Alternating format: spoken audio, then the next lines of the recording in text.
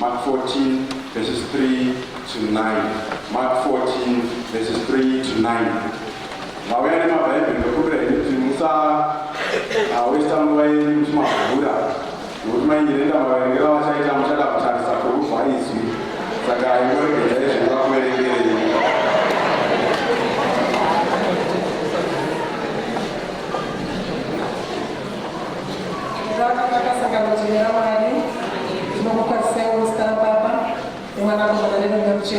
Amen. Mark chapter 14, verse 3 kusvika verse 9. Bhaibheri rangu rine musoro shoko unoti dambudziko norufu nokumuka kwaJesu. Rozoitazve mumwe unoti vaJudha vanorangana kuuraya. 3. Jesu anozorwa mafuta nomumwe mukadzi kuBhetania. Zvino Jesu zvaakanga agere pakudya mumba maSimoni wamaperembudzi kuBhetania, kwakauya mumwe mukadzi nechino chinyakwe wealabhasita chiine mafuta okuzora aive enadi chaiyo anokosha kwazvo. Akabedura chino chiya akabira mafuta mumusoro waJesu. Pakava navamwe vakanyunyuta nazvo vachiti, mafuta aya atambisirwei kudai? Mafuta aya angadai atengeswa madhinari anodarika 300, mari yacho ichipiwa varombo. Vakapopotera mukadzi.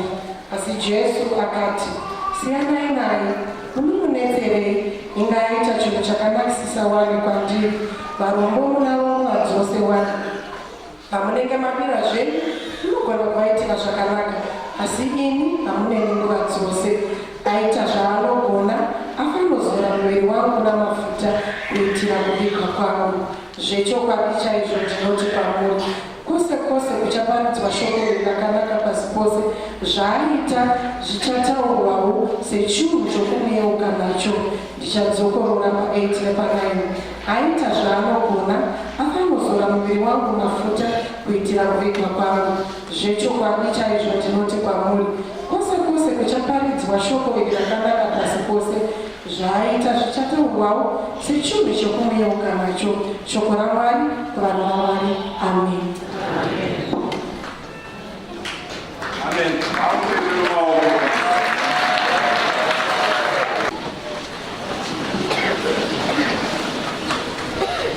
Namati tinokutendai imi Mwari, muridzi weshoko. Ndaunganidziri vana venyu pasina, kana maunganidza kereke munotaura, uye kana mataura shoko renyu rakafanana nemvura isina unodzivisa, asi kana yanaya inoshandura nyika. Ngaritaurwe muno kuti nyika igosanduka, zita renyu rigokudzwa zvino nokusingaperi. Amen. Regai tiremekedze vafundisi vedu vose navana mai. Ndikukwazisei muzita raBaba, Mwanakomana naMweya Mutsvene. Amen. Ndiremekedze muvhangeri wedu Baba Kapira. Handisi kuti namai here.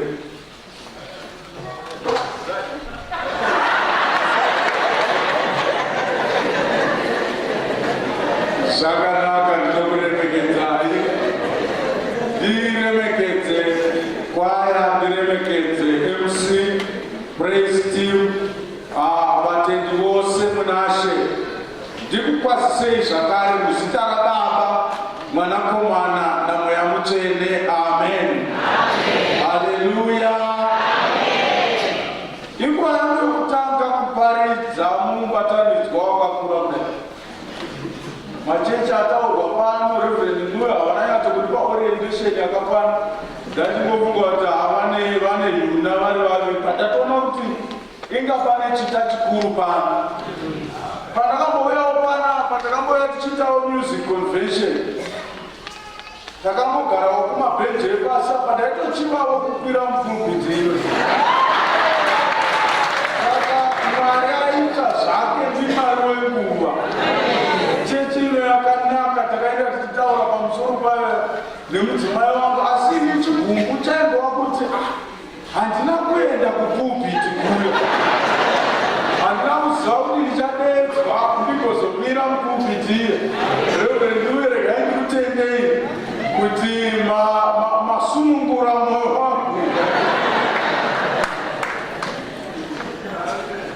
Ndinotenda Mwari kuwaniswa mukana wekuzotaura paHoly Week kune vanocherechedza Jesu kubva musi weSunday. Toni yake nelanguage yake yachinja, yava yokunanga kurufu. Endi chimwe chinhu chinondifadza payachinja, Jesu haachangoshandi akushanda nemapasswords. Nokuti ukarangarira musi weSunday paanoti ndainosunungura dhongi, unoti kana mabvunzwa kuti munoendepi naro, muti Ishe vanorida. That was the password. Chero vaisvika vadanga nomudhara akapopota vanga vachiziva kuti hapasipo. Ipo pavaienda vaifana kubvunzwa kuti munorisunungurireiko, vobva vati tenzi anorida.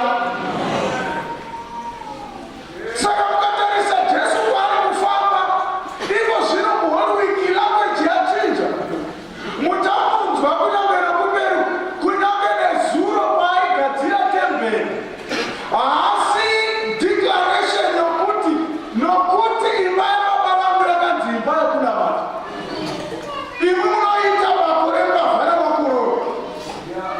Ene chinhu chaaitarira ndechekuti wai akaenda kunonatsa temberi ndeyekuti religious space yakaitwa hijack nemamarketers.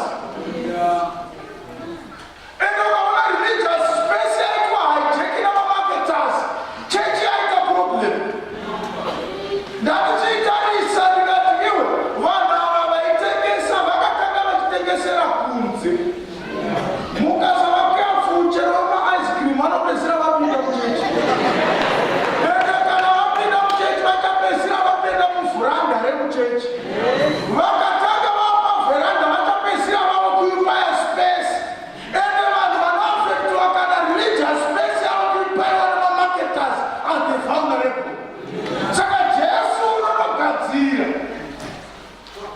But chimwe chanoda kureisa kwauchitira ukachiudzwa nezuro ndechekuti newe unofana kuva careful, because even your religious space inogona kushiringa.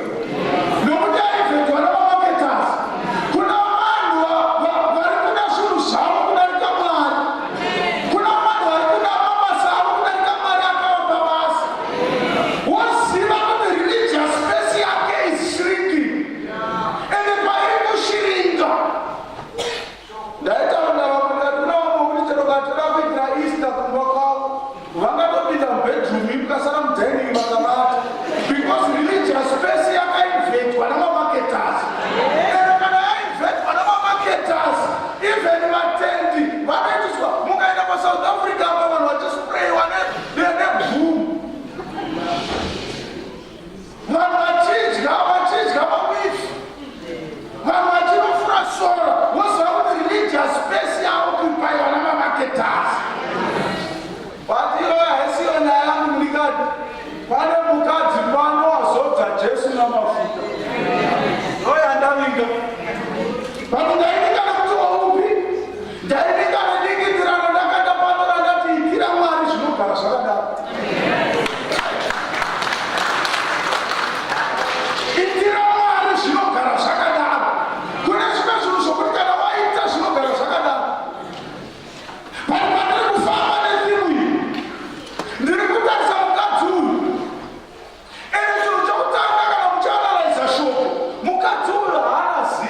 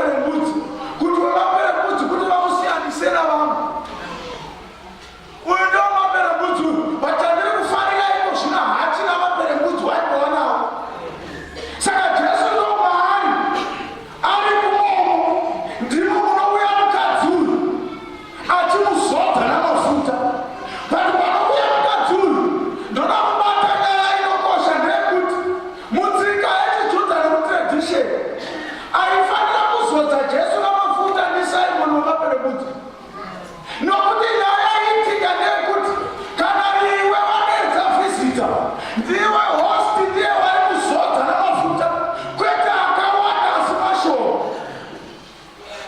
pati pana mamaita mukadzi auya kumba masaimono wapera kuzozodza Jesu namafuta ndiri kuti kudiko ndiri kuti go beyond the tradition iwe dambudziko rinavanhu terekumira mutradition nhasi ndauya kuzoti vakristu must go beyond the tradition tiri church wakuya traditional churches but panapa nemukadzi unoti yes tradition ndekuti host azodzi but iringasumuka kubva kuba kwangu kunozodza ndiri kuti go beyond the tradition taura vana tradition vari vanhu kuna vanhu vakamira mutradition rimwe gore ndiri kushanda ndiri student umwe mudhaura vanoti chechi yapera unondifonera ndandisina kupinda chechi pachechi padaishumira unondifonera kumba ukanzi mufundisi nhasi chechi haina kupinda zvakanaka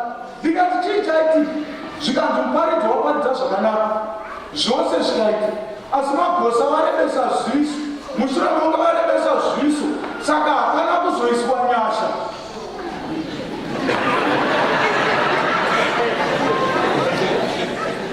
saka mufundisi munoti icheche here iyono kana kusina kuiswa nyasha pavava vachipenga inokona kuti habhipira wayakwira ndikavati hapa don't worry next week ndini ndine service saka ndichatanga nenyasha tomuvhara yakapfuura totanga itsva there are people who are saturated in tradition vanikanipa tradition havasipo pana mari ukadzi uyu unoita go beyond the tradition unoti tradition iripo asi anasi go beyond the tradition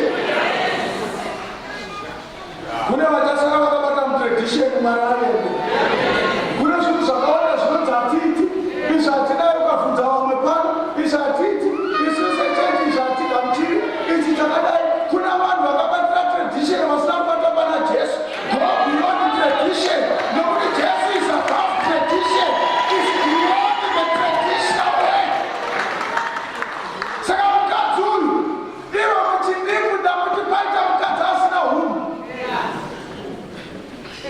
anotakura machikeni ake nemaraisi ake kunopa mwenzi womumwe munhu unoti hunhuhu paita mukadzi asina hunhu murume uyo akahoswa kupa kwomumwe munhu but mwana vanotora mafuta avo anokosha moenda kuna adururira pana Jesu ndikati mwana wava vashayiwa hunhu but pane chandifadza ndikati kana munhu akasangana nenyasha anoshayiwa hunhu kana ukamuona unotakanaka hunhu kakasiyana navamwe chikonzero akasangana nenyasha hera hera mari vakanaka hera mari vakanaka hera hera chiriko munamata kutamara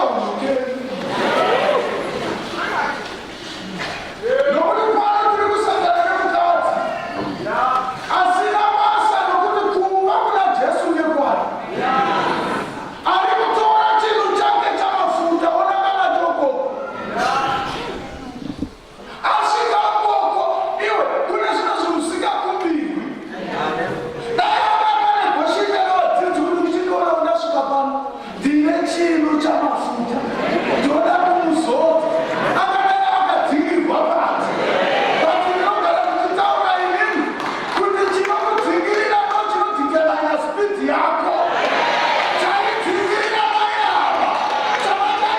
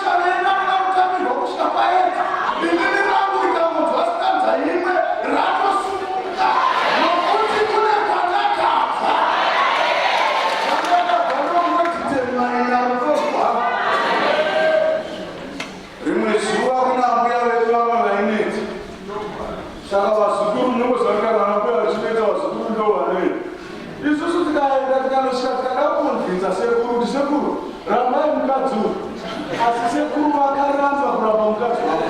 Mukadzi amuzivi vandakabvanani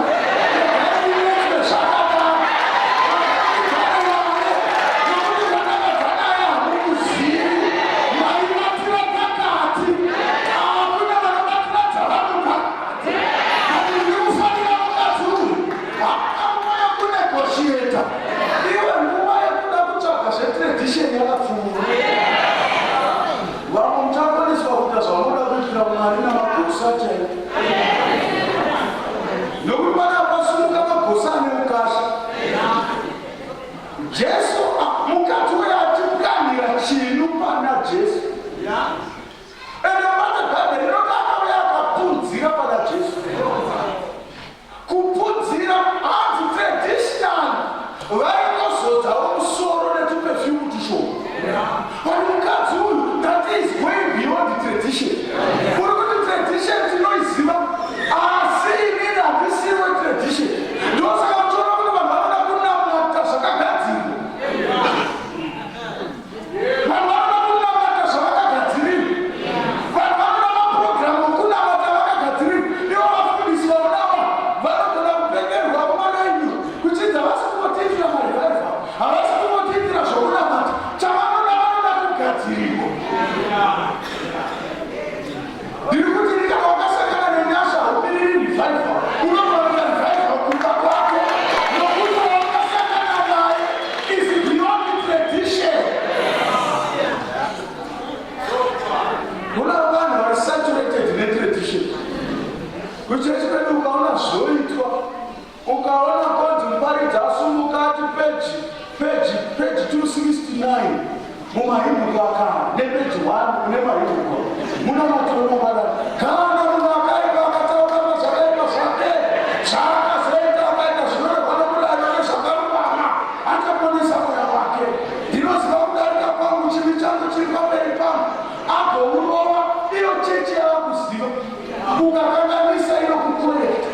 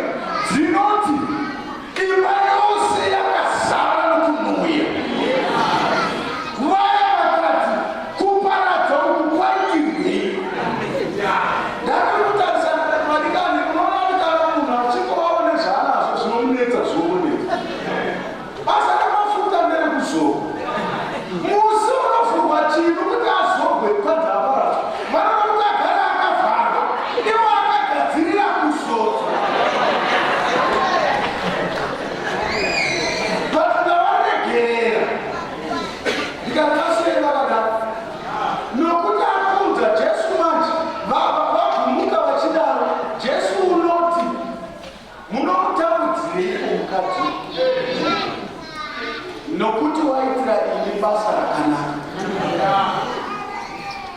Umwe murume akatenga nandosi ane mudzimai, vakatenga vakapinda mota yavo vanga yakaiteka weya vakakuita zvokudyira mumwe inonzi sitini, vakatenga vakaenda. Patiri vakaenda pamari saka vakatenga $100. Vatenga $100. Musikana akavatengesera mhero confusion dzakamata mubvavapachenji yakawandisa. Saka vakapinda mota yavo vakavambuta vakazoverenga mari vakaona kuti yakawandisa. Vakarova mota vakadzoka. vakadzoka vakamuya vakati vatengesera paya vatipa chenji yakawandisa. Musikana akatarisa akati zvechokwadi maita maprotekta basa rangu munonamata zvechokwadi, asi handidi kuti muende musina kuonawo maneja kuti timutati akutengeri. Maneja akadedzwa akauya akavatenga akati baba, hatina kuziva kuti munyika yakaora kudai muchine vamwewo vanorangarira kuti kuna mari baba munonamata imwi. Zvino chitiko chavaita itoda kuti chidzidzisemo nyika kuti kuna vanhu vachakatendeka muZimbabwe. Nyaya dzakadaidzi ndo dzatoda kuti venyuzi vauye. Regai tifonere ZBC vauye vaite coverage, mutaure baba, mudzidzise nyika. Murume akati aiwa zveTV zvazvechi ida kukudzorera mari inanditi chamba. Pasi takadzidzisai vamwe vayakaramba maneja akainsista akati ngativafonereni. Baba vakaona kuti nyaya yaipa vakaenda vakanozevezera maneja vakati shamani mudzimai wandinaye asi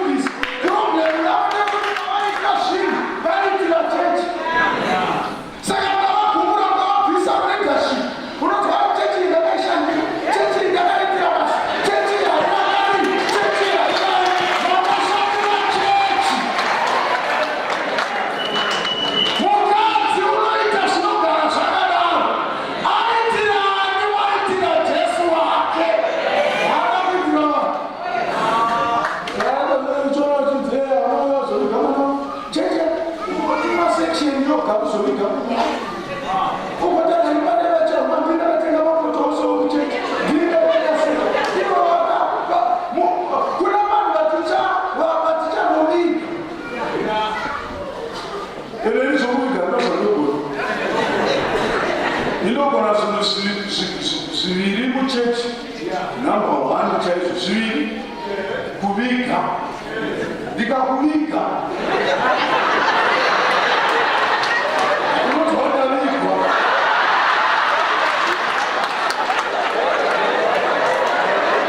nekuchatisa ndapedza zvimwe zvose ndingakonera handizvo zvonosvikoro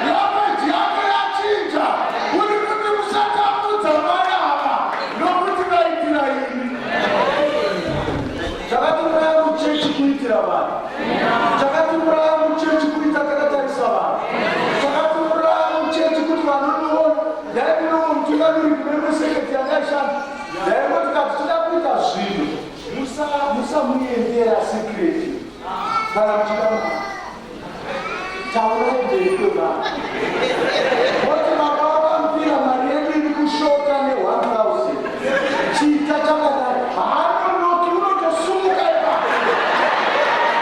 ukamendera kuri moga usikamewana taurakanewani sakadaka kudzidza ndaingotikati chida mari dayambira mari yekusinodzi yashota muchechi yose yakazara ende anobvunza ari kubheko yashota mari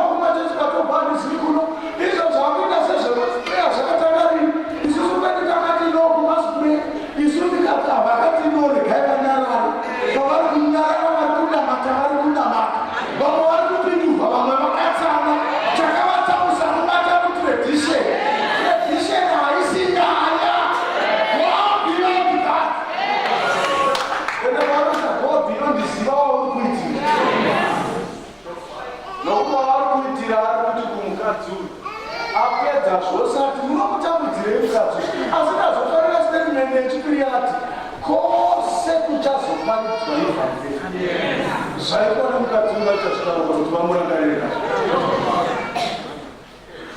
ndakanga ndiri kumbodzwa kamwe kasitori kaitawo kune kambewa kamwe kadiki kanonzi kamutenge kambewa kasina mabasa rose kadiki diki so saka kambewa akapamba nepamwe kune area yokuti vanhu vaiti kana vachinopfuura kaibva kangopinda nemunzira nemakumbo saka vanhu vaingojamba kupesira unoziva kuti kana munhu akungopfuura neukoko chete kana mudhistemu saka vakapesira vatumidza nzvimbo yoyo kuti hakunonzi kubanire pamutenge saka vakakatumidzira kamera kasina basa kadikidiki vakati kubanire pamutenge asi kune dzimwe mhuka hombe dzakazvinzwa kuti banire anatochinzwa zita raakudzire pamutenge saka dzakanoitawo mashiripiti ipapo shumba wakaruma munhu ipapo asi aruma munhu vanhu vakapfunzana kuti warumi bhepi ungazi kubanire pamutenge saka zvokuti ndishumba waruma haisiyo nyaya kwawarumira kabanire pamutenge ende hoizi mutenge izi enonenditi dzose dzine simba dzikaendapo vana dzoo dzikaita zvinoshamisa dzowakanda akunofirapo akanofira ipapo vanhu muraini vakati maona here kuti nzou yakafa vakati yakafirepi kukati kubanire pamutenge inzira vari zvinogara zvakadaro kuna vanhu iwe usatarisa munhu wako usatarira background yako usatarisa zvauriitira mwari zvinogara zvakadaro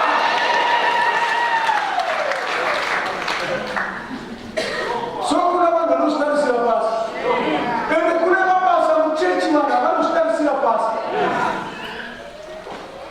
so rimwe zuva tichiita funeral itodzakandogona chechi yazara ndakadzidza kuti ndine magosa ogara ari mberi maasha zangu vamwe vana vechikoro vamwe mai vanoenda kubasa chechi machechi yazara papane rimwe dheki rinogona kuvhurwa pawariri papo magosa ane andinawo kupusa kana kuziva kuti dheki rinovhurwa sei vanhu vazara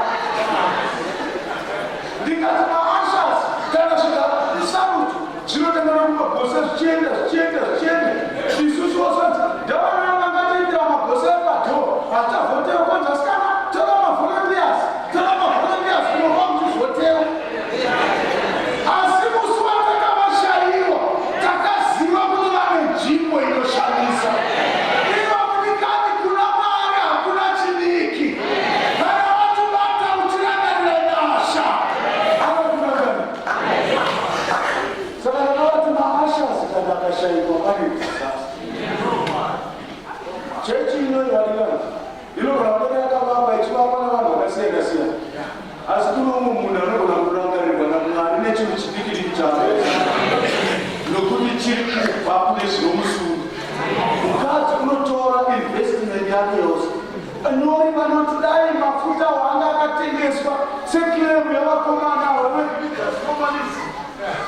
ikadai yakabudisa madhinari akawanda ende vanokalkuleta vaiti yaikwana kunge iri weji yemunhu ari pamedium salary anogona kunge iri weji yake salary yake ye2 years. Saka mai vakatora investment inokosha vakamunosvika vakapunzira akawandu vana Jesu imba ikanhuhwira pati kukaita vanhu vanoti zvaitirwei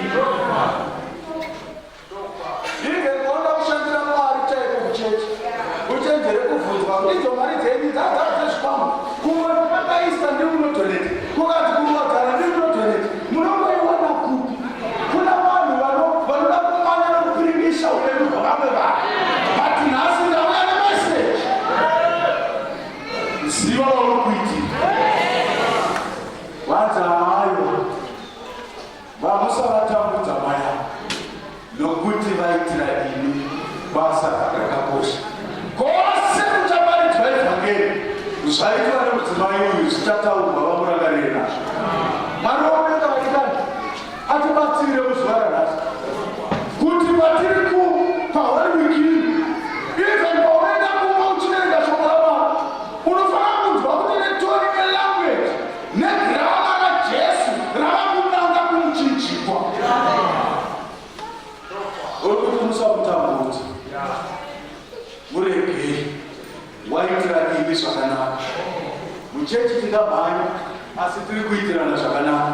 Muchechi tingamhanya asi vanhu vane zvigumu zvetokwadi zvigumu inoratidwa kumwe zvakamuita visitation kana kutausa zvatoita kwedu paunoita visitation unondofamba navatungamiriri vaya vanonzi masection leaders kwedu paunondofamba navo uchifamba kana wasvika ipanei padakutaura sikireti ma kana wakusvika ipanei pamakusvika pagedhe kunonzi apa ndepamaingana havakasimba muti vezvokuda panavanamata masvika papa akamufundisa akaneta imi kunotoziva mutomo yamakaita nayo saka ndakaudzwawo munhu vakaneta ini ndikanosvika ndikawana shasha iyo yakaneta asi yanga iri kugadheri tikazvadedzera asi avo vakaneta asi kugadheri karipo vakauya ndikati amai ndikudzwawo vakaneta kochii ndikaudzwa zvibhuku nezvibhuku kana muchida kufundisa izvozvo tingabuda pamba ndikuratidze kaudze ndikuratidzei naku 6 vakada 6 vatanhatu kana chechi kuuya yarega kuuya ndikati zvinonoenda handingaendi muchechi kwakati ndikasakaiko zvinovaka kwavakauya hakuna munhu wakauya here kwamungaenda kuti zviite nani ukanzi hakuna. Saka iko zvino ndakagara ndikati amai ndadaudzwa kuti makaneta idandifungwa chaona makarara asi ndizvandaona mukufamba hamuno kuneta ndoda kunamata nemi kuti mudzoke kuimba yaMwari asi ndoda kuudzai nechati kuimba yaMwari havakuenda kunonamata vanhu makaenda kunonamata vanhu so ndakagara navo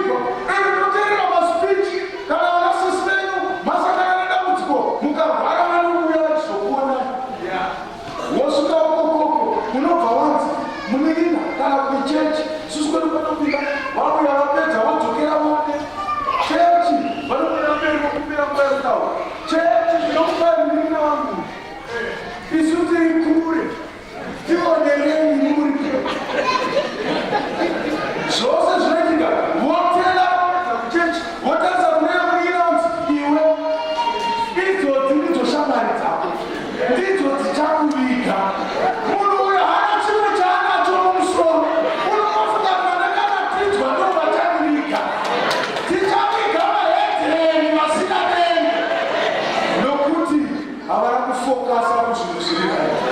Mwari ngaatibatsire nhasi.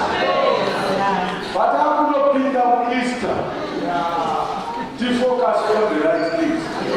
Ndikusangana nemukadzi anoshamisa. Unoti iye handina basa nekuti uko hakusi kwangu. Handina basa netradition nemaboundaries ose. Asi ndichaenda ndinobvunza pana Jesu wangu. Chii chiri kumukusha ndiye anochiziva. Urikani umwe neumwe une yake iri kudzingirira. Saka padaka kusvaka kuva kuti tinamata, toda kunamata nevanoti ndine yangu inondidzingirira. Ende iyoyo inondidzingirira ndiyo inoita kuti nditsvage chinhu chepamusoro-soro. Chizoro chokuzora Jesu nokuti ndinoziva kwaakanditora. Vamwe vakatorwa murenjeni rinotyisa. I remember ndichitaura pamusoro pemahanzodzi yake ndikati yakaenda kuvarume vanokwana vanhu tichizvamari isusu tikapesera tazvinokumana tokana munhu akakuzorora torega yekutanga tadya wakudzoka, yechipiri tadya wadzoka, mwenye yechitatu ingazoti vakomana ivo vari pashama tinovarikuvemuka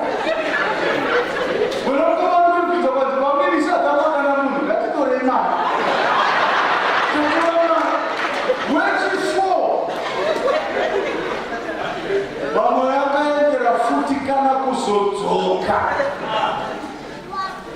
tikatirejera mberi kuramba vakafanana nevaduka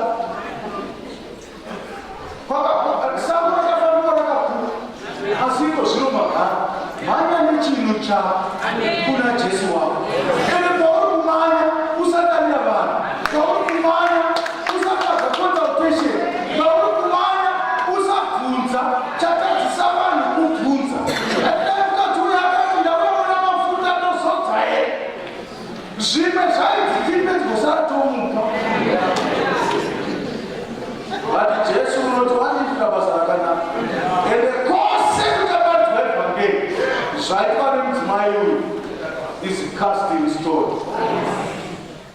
Ita ramwari wako zvinogara zvakanaka. Akuti tisvike patinoimba. Handako patinoimba muimbo 155 uyu mumethodist.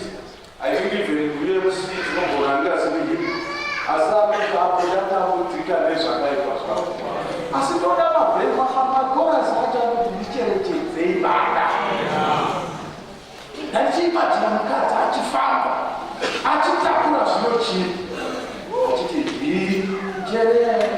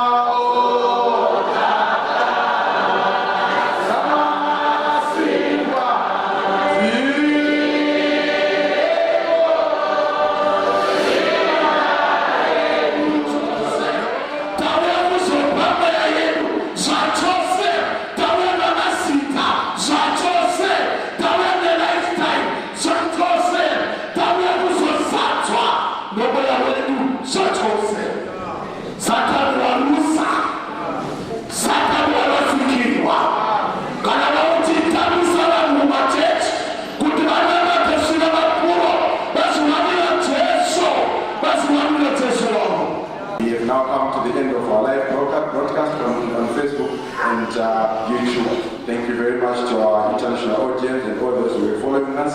May God be with you. Thank you.